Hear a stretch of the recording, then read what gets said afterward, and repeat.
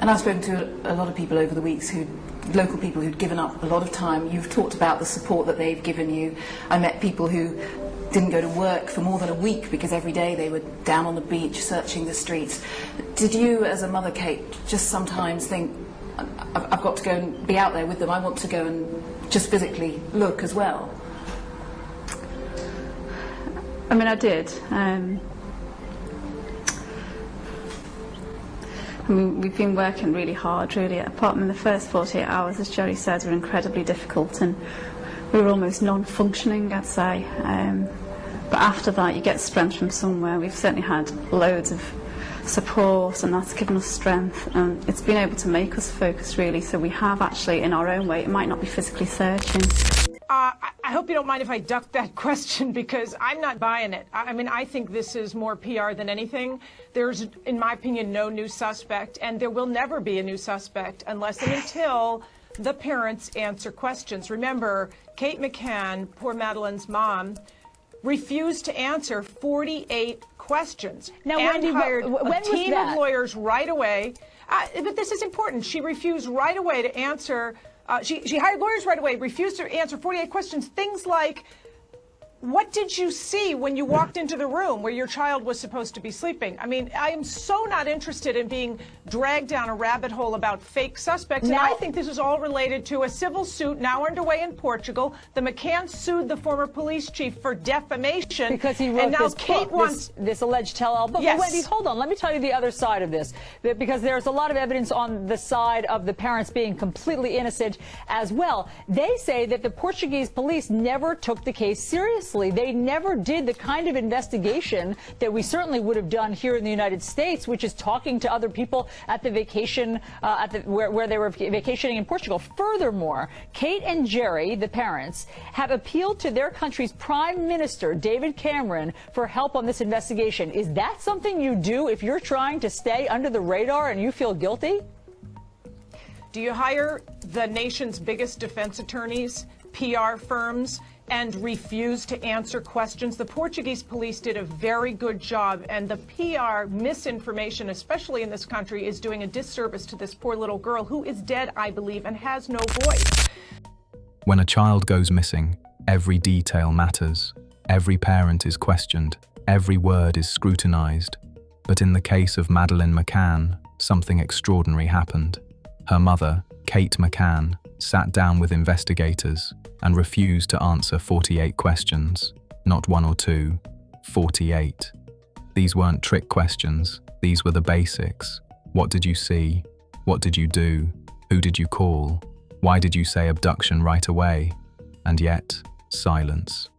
Let's revisit those 48 questions and ask the haunting truth. What was she hiding? Welcome back to Crime Vault HQ, where we dive deep into the world's most chilling and controversial true crime mysteries. In our last episode, we explored the tennis bag and refrigerator mystery, a detail many believe points to a sinister cover-up in the Madeleine McCann case. That video sparked an incredible reaction, and today we continue by focusing on perhaps the most glaring red flag of all: the 48 questions Kate McCann refused to answer when her daughter disappeared. We'll go through them one by one, breaking down what investigators asked, what Kate said or didn't say, and why these silences still raise eyebrows almost 2 decades later. It was Thursday, the 3rd of May, 2007. Just after 10 p.m., Kate McCann walked into apartment 5A of the Ocean Club Resort in Praia da Luz. The twins, Sean and Amelie, were asleep in their beds. But Madeleine, her 3-year-old daughter, was gone. The Portuguese police began with the most basic, obvious questions. What did Kate see when she entered that room? What did she do next? Where did she search? These weren't loaded questions. They weren't accusations. They were the starting point of any missing child investigation. Yet Kate McCann refused to answer. She was also asked if she checked inside the wardrobe of the couple's bedroom, a natural place to look for a small child who might be hiding. Again, she refused. Investigators pressed further. 2 photographs of the wardrobe were placed before her, asking her to simply describe its contents. Still, no answer. Then came the issue of the curtain. Behind the living room sofa, investigators had photographed a curtain that appeared disturbed, pulled, or ruffled. They asked Kate, why was this curtain moved? Did someone pass behind that sofa? Once again, she remained silent.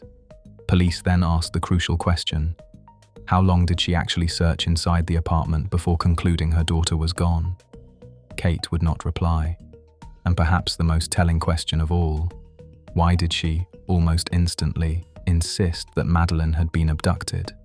Before checking the grounds, before speaking to neighbors, before even questioning her own twins, Kate declared with certainty that her daughter had been taken. Where did this conviction come from? What did she know?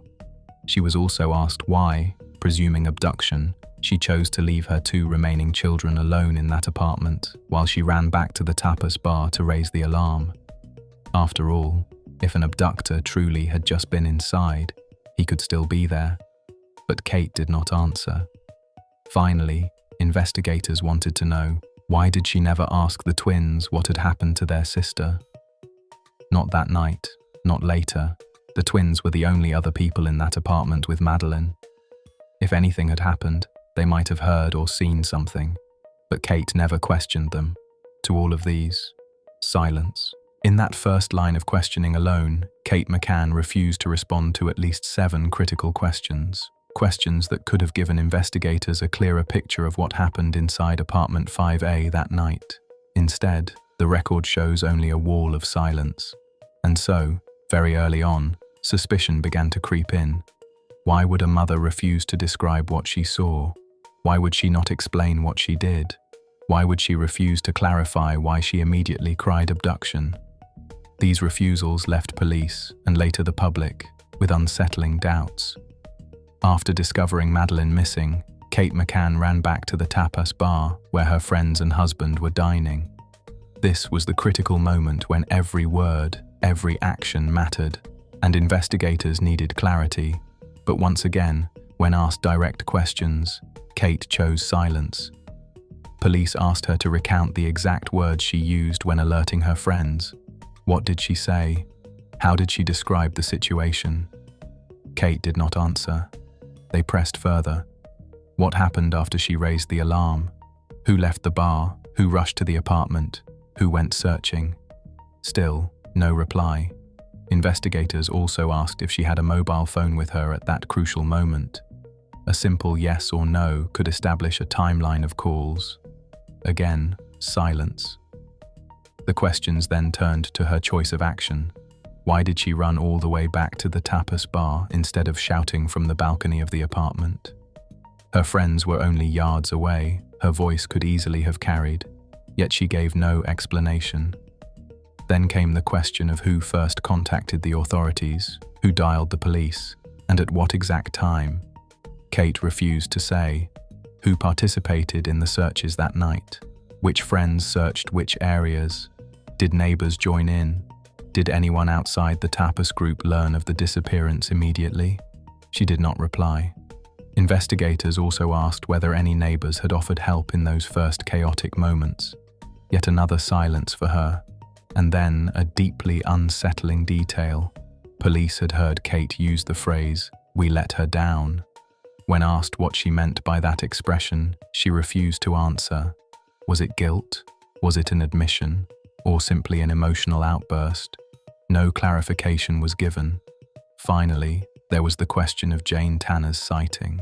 That very night, Jane, one of the tapas 7, claimed she had seen a man carrying a child in pajamas, walking away from the complex. Police wanted to know, did Jane mention this to Kate at the time? If so, how did Kate react? She would not say.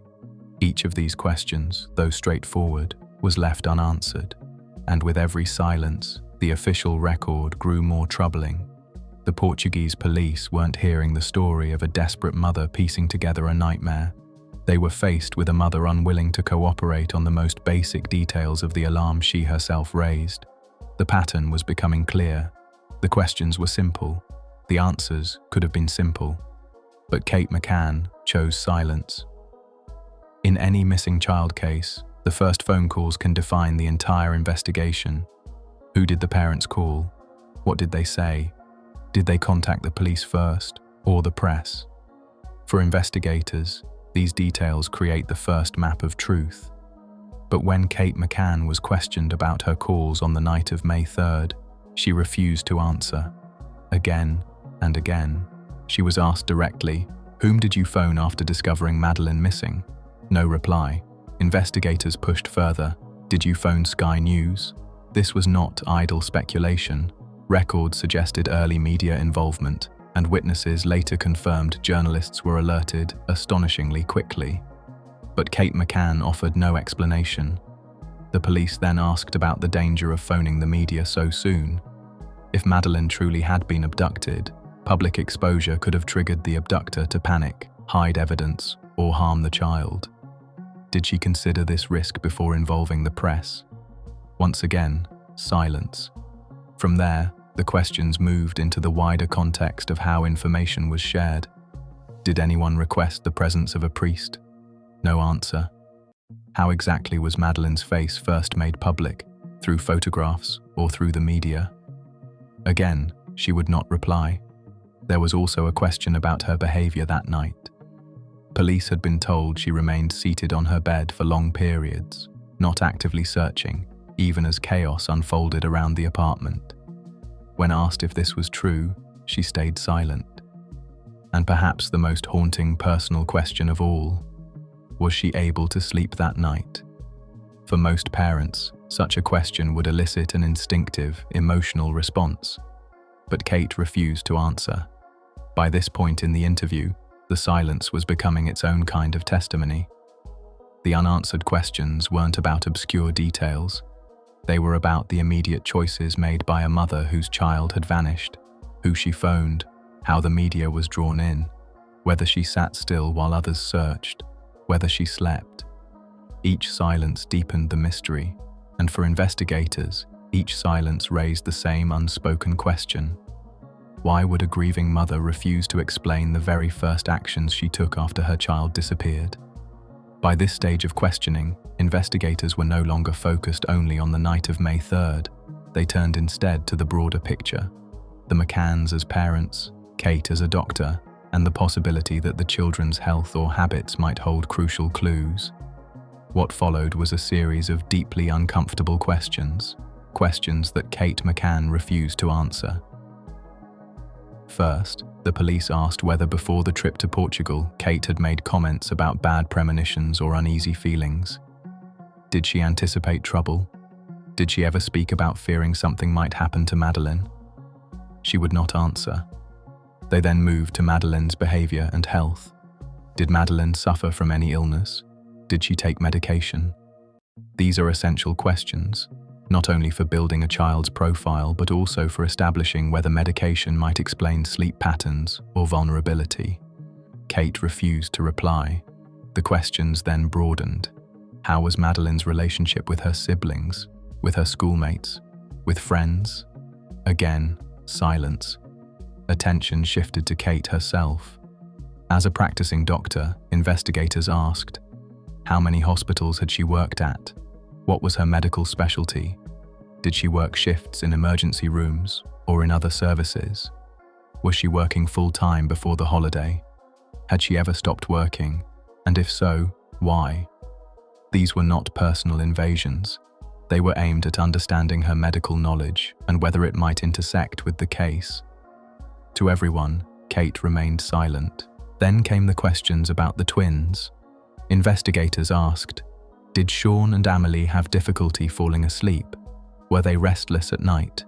Did their behavior ever leave Kate feeling desperate or overwhelmed? If so, had she ever resorted to giving them medication to help them sleep? No replies.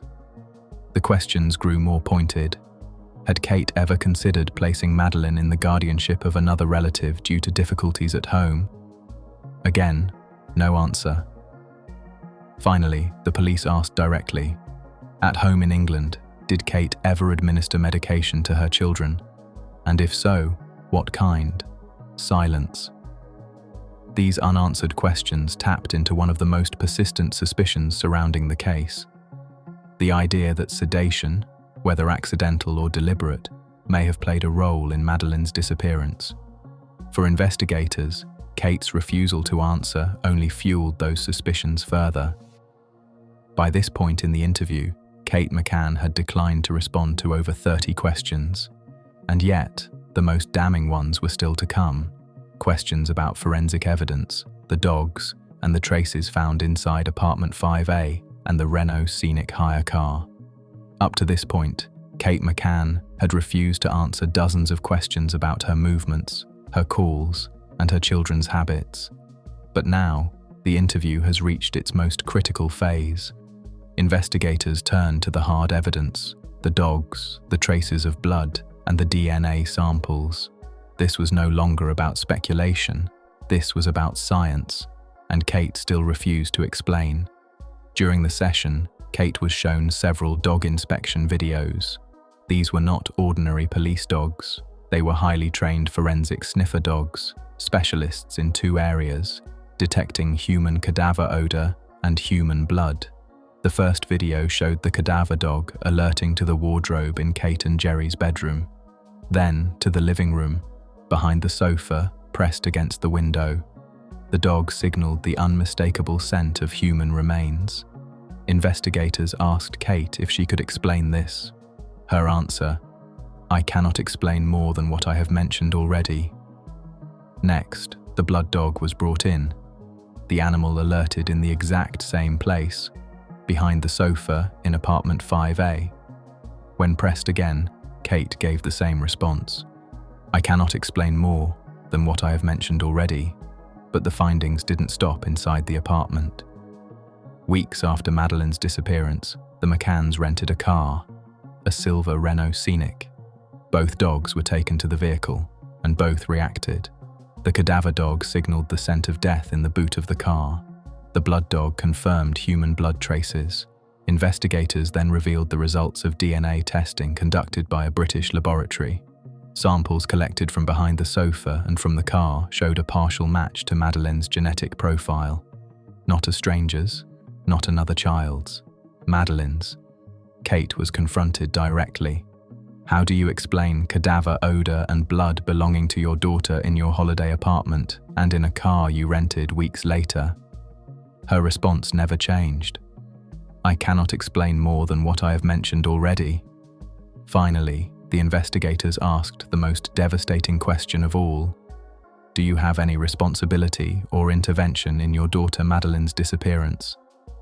Kate refused to reply, and when asked if she wanted to add anything to her statement, she simply answered, "No." By the end of the interview, Kate McCann had refused to answer 48 key questions, each one designed not to trap her, but to clarify, to help find Madeleine.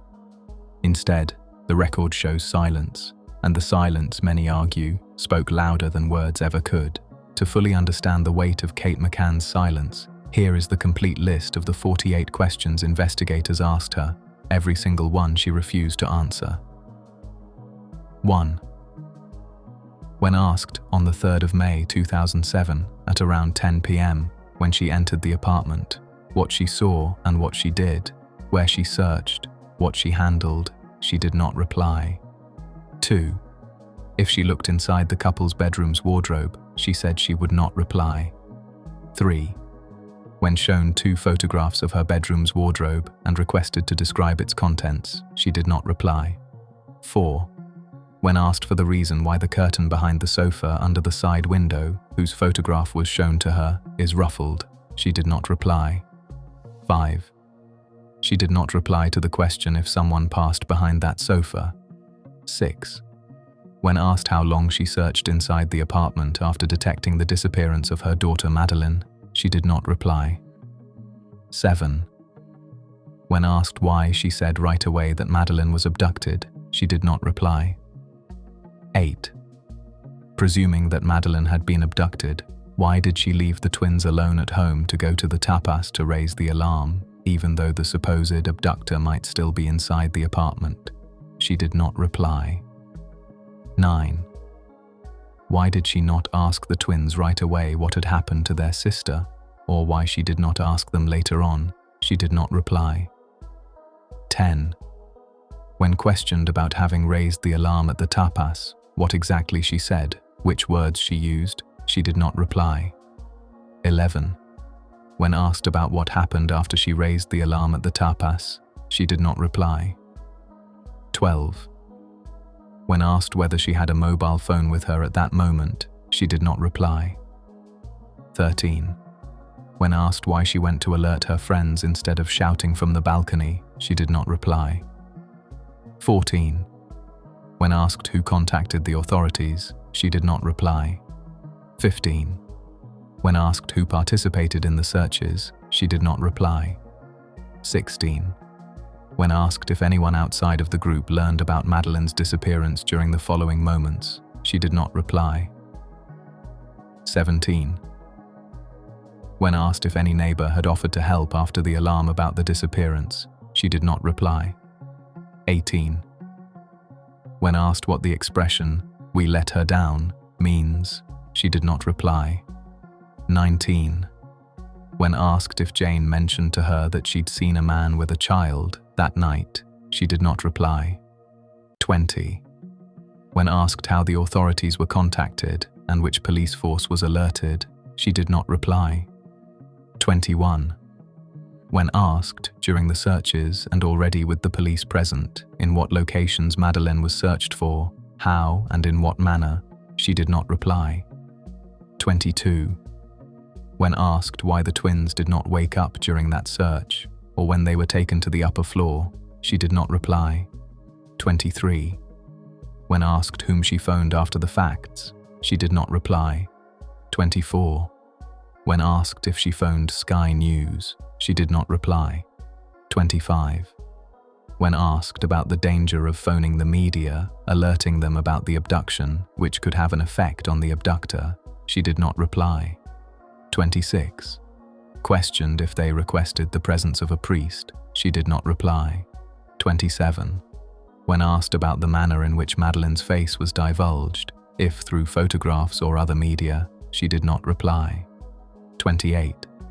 When asked if it is true that during the search she remained sitting on her bed inside her bedroom without moving, she did not reply. 29. When asked about her behavior that night, she did not reply. And questioned whether or not she was able to sleep, she did not reply. 30. When asked if before the trip to Portugal she made a comment about a bad presentiment or presages, she did not reply. 31. When asked about Madeleine's behavior, she did not reply. When asked if she suffered from any illness or took some medication, she did not reply. 32. When asked about Madeleine's relationship with her siblings, friends and schoolmates, she did not reply. 33. When asked about her professional life and at how many and which hospitals she had worked, she did not reply. 34. Being a doctor and questioned about her speciality, she did not reply. 35. When asked about whether she worked shifts at the emergency room or in other services, she did not reply. 36. If she worked every day, she did not reply. 37. When asked if at a given moment she quit working and why, she did not reply. 38. When asked if it is true that her twin children have difficulty in falling asleep, that they are restless and that it upsets her, she did not reply. 39. When asked whether or not it is true that sometimes she felt desperate over her children's behavior and that it upset her very much, she did not reply. 40. When asked whether or not it is true that in England she considered the possibility of handing over Madeleine's guardianship to a relative, she did not reply. 41.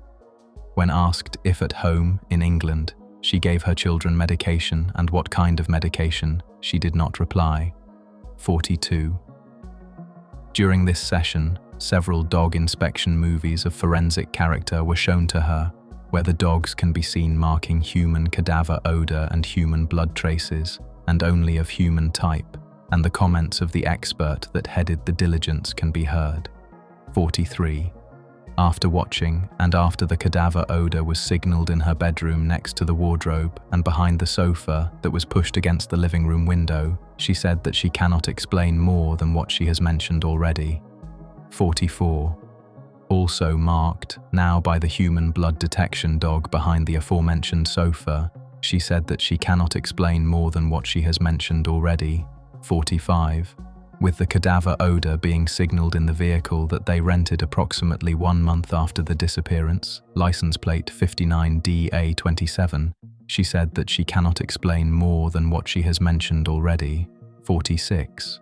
When confronted with the result of the collection of Madeleine's DNA, whose analysis was carried out by a British lab, behind the sofa and in the vehicle's boot, situations that were explained above, she said that she cannot explain any more than what she has mentioned already.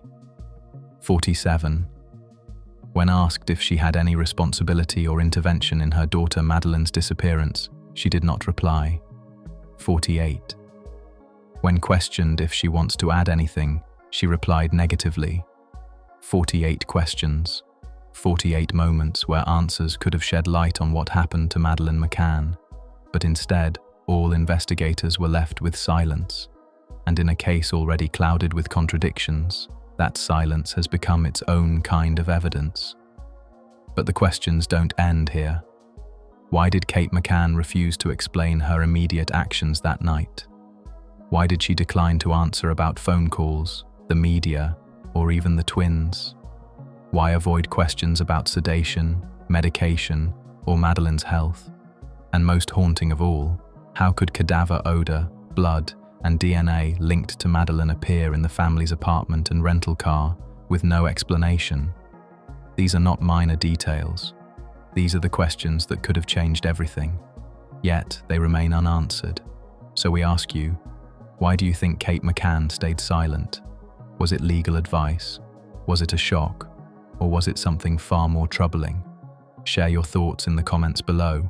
Let's discuss what these 48 questions really reveal.